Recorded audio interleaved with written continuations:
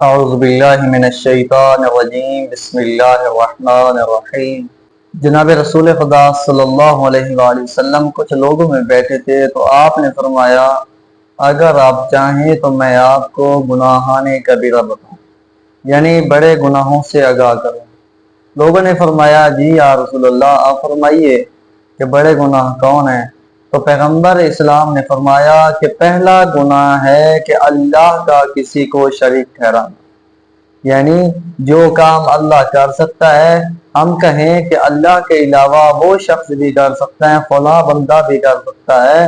یہ کام اب بندہ کرتا ہے تو اللہ بھی کرتا ہے، یعنی اللہ کا شریک بنانا صفات میں افعال میں کسی صورت میں بھی اللہ کا شریک ٹھہرانا۔ دوسرا پیغمبر اسلام صلی اللہ علیہ وآلہ وسلم نے فرمایا کہ دوسرا ہے اپنے والدین کی نافرمانی کرنا۔ گناہ یعنی کبیرہ میں سے ہے، بہت بڑا گناہ ہے کہ والدین کی نافرمانی۔ ہم اکثر معاشرہ میں دیکھتے ہیں نوجوان اپنے والدین کی نافرمانی کرتے ہیں، ان کی بے ادبی کرتے ہیں، ان کی خدمت نہیں کرتے، ان کو اذیت پہنچاتے ہیں، اور جو شخص والدین کے ساتھ ایسا سلوک کرتا ہے اور والدین اس سے ناراض ہو جاتے ہیں وہ بندہ آقِ کے والدین ہو جاتا ہے، اور آقِ کے والدین اللہ کی رحمت اللہ کی نعمت سے دور ہو جاتا ہے۔ تو امام جعفر صادق علیہ السلام نے فرمایا کہ اللہ نے قرآن میں والدین کی نافرمانی کے لیے بہت چھوٹا لفظ اف استعمال کیا ہے، اگر کوئی اس سے چھوٹا لفظ بھی ہوتا تو اللہ اس سے بھی منع فرما دیتا۔ جناب رسول خدا بھی فرماتے ہیں کہ جو شخص اپنے والدین کی نافرمانی کرتا ہے گویا وہ اللہ کی نافرمانی کرتا ہے۔ دوسرے مقامات پہ فرمایا کہ جو شخص والدین کی نافرمانی کرتا ہے وہ ایسے سمجھے جیسے میں محمد کی نافرمانی کر رہا ہے، اور جس شخص نے میں محمد کی نافرمانی کی گویا اس نے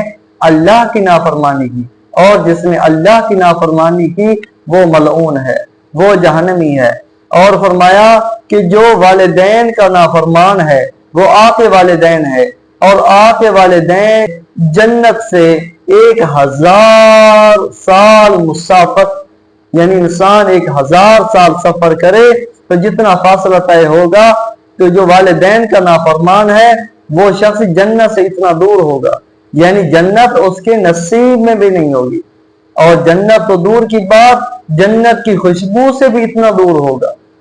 تو گویا اللہ سے دعا ہے کہ اللہ ہم کو اپنے والدین کا فرما بردار بنائے اور ان کی نافرمانیوں سے بچائے، اور ہمیں چاہیے کہ ہم اپنے والدین کو سکون دیں، ہم اپنے والدین کی خدمت کریں، ان کی نافرمانیوں سے بچیں۔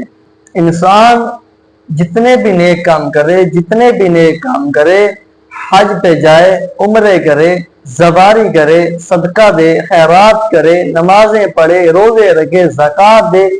جتنے بھی نیک کام انسان بجا لائے لیکن والدین کو ناراض رکھے، والدین اس سے راضی نہ ہوں تو گویا وہ تمام عبادات اس کی فضول ہیں، جتنے اس نے نیک کام کیے وہ سب فضول ہیں۔ تو لہٰذا